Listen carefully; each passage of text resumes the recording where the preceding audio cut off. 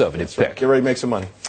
Wait for it. Here he comes. Ben, going to keep on printing. As soon as that news came out yesterday, 2 p.m. Eastern time, we got an email from the judge. Boy, he was steaming.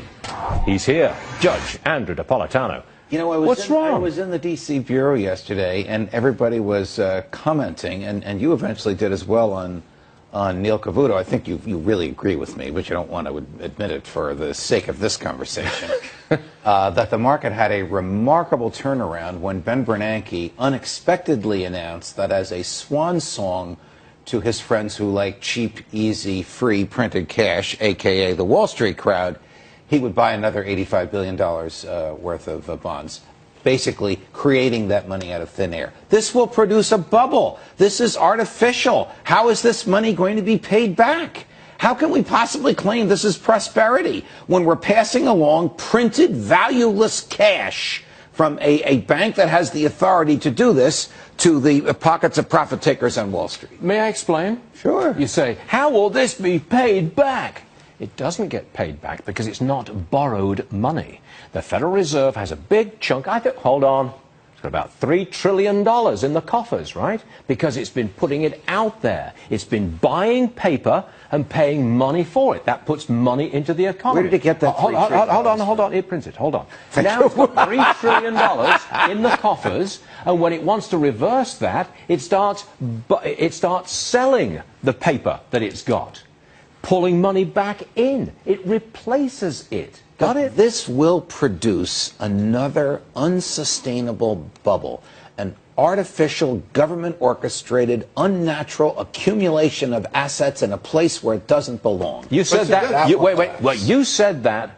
I don't know how many years ago when this money printing started. What, 4 or 5 years ago? It'll create inflation. Where's the inflation? Well, I didn't say it would create an inflation. I may have said that. There's no inflation now. Inflation is less than 2%. The Fed wants more inflation. Right. That's how wacky they are. They want prices to go up.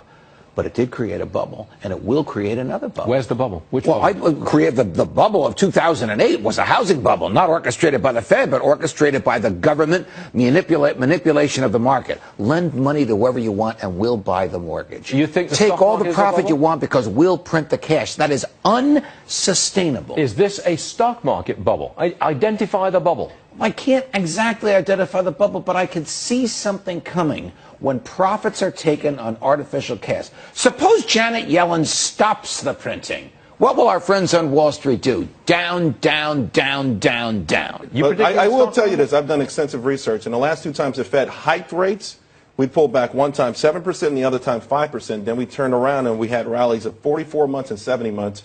My problem with the Fed, to be quite frank with you, Judge, is the money doesn't get to Main Street. It does only get, they're giving the federal government money.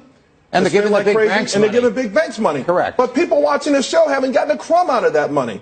And yet they are on the hook for any risk that are created by this. They do have they've got a lot out of this. How? Have they got a 401k? Have they got college savings? Have they got an IRA? Have they got a pension? The real wages have gone down. A 401k generated by an announcement on a Thursday afternoon that the Fed is going to print $85 billion more dollars is an artificial increase that cannot last and cannot be sustained because at some point the printing must stop. Agreed?